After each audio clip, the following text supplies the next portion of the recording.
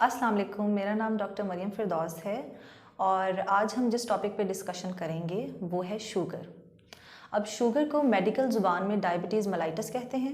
Sugar दो तरह की होती है, डायबिटीज़ मेलाइटस टाइप 1 और डायबिटीज़ मेलाइटस टाइप 2, मगर आज के टॉपिक में हम डायबिटीज़ मेलाइटस टाइप 2 को डिस्कस करेंगे। बेसिकली शुगर होती क्या है? डायबिटीज़ मेलाइटस एक ऐसी बीमारी है कि जिसमें हमारी बॉडी में इंसुलिन रेजिस्टेंस डेवलप हो जाती है। अब इंसुलिन करती क्या है? हमारी ब्लड की शुगर को सेल्स से यूटिलाइज करवाती है। अगर इंसुलिन रेजिस्टेंस हो जाएगी तो हमारी ब्लड शुगर लेवल्स ब्लड में हाई रहेंगे, जिसकी वजह से बहुत से मसले होंगे। इसको कहते हैं डायबिटीज़ मेलाइटस टाइप 2। ठीक है, उसके अलावा अब हम देखते हैं कि हमारे मुल्क में शुगर के बहुत ज़्यादा केसेस आ रहे हैं। हर साल 11.7% नए लोग शुगर में मुब्तला हो रहे हैं और दुनिया में एक रिसर्च की गई है जिसमें बताया गया है कि 34 मिलियन से ज़्यादा लोग शुगर में मुब्तला हैं। ठीक है, अब हम लोग कहते हैं कि इस शुगर के आखिर वजूहात क्या हैं जो इतने ज़्यादा लोग मुब्तला हो रहे हैं। सबसे बड़ी वजह इसकी है स्ट्रेस। लाइफ में जितना ज़्यादा स्ट्रेस होगा उतने ही ज़्यादा हमारे पास टाइप 2 मेलाइटिस के चांसेस ज़्यादा। और दूसरी बड़ी वजह है हमारे पास वेट। जितना ज़्यादा वेट होगा उतने ही ज़्यादा हमारे पास शुगर के चांसेस ज़्यादा। अब वेट क्या करता है? जितने ज़्यादा फैटी टिश्यू बढ़ता जाएगा उतनी ही ज़्यादा इंसुलिन रेजिस्टेंस बढ़ती जाएगी। इस वजह से हमें चांसेस ज़्यादा होंगे टाइप 2 डायबिटीज़ मेलाइटिस के। एक और बड़ी वजह है वो है लाइफस्टाइल। हम लोगों का लाइफस्टाइल हो चुका है सेडेंट्री, यानी कि हम लोगों की लाइफ में कोई एक्टिविटी नहीं है, कोई एक्सरसाइज नहीं है, जिसकी वजह से हम लोगों को शुगर के चांसेस बढ़ रहे हैं। उसके अलावा हमारी डाइट ऐसी है कि हम लोग जंक फूड्स और प्रोसेस्ड फूड्स की तरफ ज़्यादा कायल हैं, जिसकी वजह से डायबिटीज़ का चांसेस ज़्यादा हैं। अब हमारे पास आती है फैमिली हिस्ट्री। जिन लोगों की फैमिली हिस्ट्री में शुगर रहती है, जिनके पेरेंट्स को, जिनके ग्रैंड पेरेंट्स को शुगर रही है, उन लोगों में ज़्यादा चांस है कि उन लोगों को शुगर हो।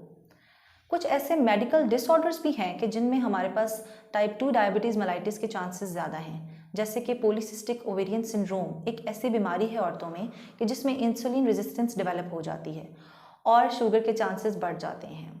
ये कुछ ऐसी वजूहात हैं कि शुगर हमारे पास ज़्यादा हमारे मुल्क में भी और दुनिया में भी बढ़ रही है। अब हम लोग इसकी अलामात का डिस्कस करेंगे। इसकी अलामात में सबसे बड़ी अलामत क्या है कि बार बार प्यास लगना, बार बार भूख लगना, पेशाब का ज़्यादा आना, थकावट महसूस होना, चिड़चिड़ापन आना और धुंधला नज़र आना। अगर आप में से किसी को भी धुंधला नज़र आने की सिर्फ शिकायत हो और साथ में कोई और अलामत भी ना हो तो आप लोगों ने अपने ब्लड शुगर लेवल्स चेक करवाते रहना है।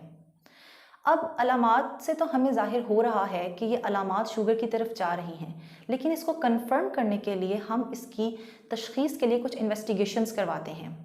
बेसिकली इसकी बहुत सी इन्वेस्टिगेशंस हैं, लेकिन जो हम लोगों ने शुरू में इन्वेस्टिगेशंस करवानी है वो हमने पेशेंट की fasting blood sugar levels check करवाने हैं और पोस्ट प्रेंडियल शुगर लेवल्स और HbA1c करवाना है। अब फास्टिंग ब्लड शुगर लेवल क्या होते हैं? खाली पेट शुगर। खाली पेट अगर शुगर पेशेंट की आ रही है 100 मिलीग्राम पर डेसीलीटर से कम, तो हम कहते हैं कि इसको शुगर नहीं है।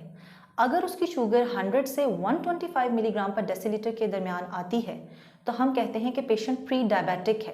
प्री डायबिटिक किसे कहते हैं कि उसे शुगर का चांस ज़्यादा है। और अगर उसकी fasting blood sugar level 125 milligram पर डेसीलीटर से ज़्यादा है तो उसे शुगर हो चुकी है। अब हम बात करते हैं 2 hours post prandial sugar levels की। 2 आवर्स पोस्ट प्रेंडियल का मतलब है कि खाना खाने के 2 घंटे बाद जो शुगर लेवल चेक किया जाता है, अगर वो 200 मिलीग्राम पर डेसीलीटर से ज़्यादा है तो मरीज़ को शुगर हो चुकी है। एक टेस्ट होता है जिसे हम कहते हैं सीरम HbA1c या ग्लाइकोसाइलेटेड हीमोग्लोबिन। इसमें हम पिछले 3 माह की शुगर लेवल्स चेक करते हैं। अगर लेस देन 5.6% आता है तो उसको शुगर नहीं होती। अगर 5.7% से 6.4% के दरमियान HbA1c है तो वो प्री डायबिटिक है, यानी कि उसे शुगर के चांसेस ज़्यादा। और अगर 6.4% से भी ज़्यादा शुगर के लेवल्स हैं, HbA1c का लेवल है, तो यानी कि पेशेंट डायबिटिक है। उसके अलावा शुगर हमारे जिस्म के बहुत से आज़ा पर अफेक्ट करती है, जैसे कि गुर्दे, इसलिए हम उसका करवाएंगे रीनल प्रोफाइल।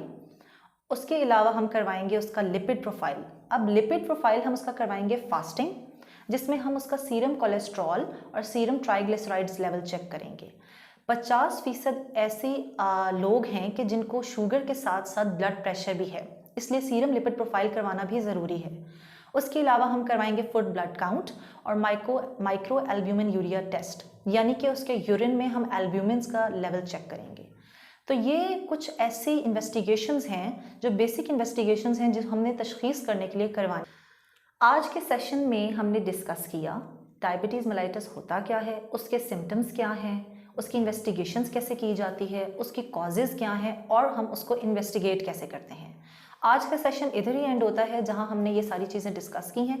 नेक्स्ट सेशन में हम इसकी मैनेजमेंट और कॉम्प्लिकेशंस को डिस्कस करेंगे।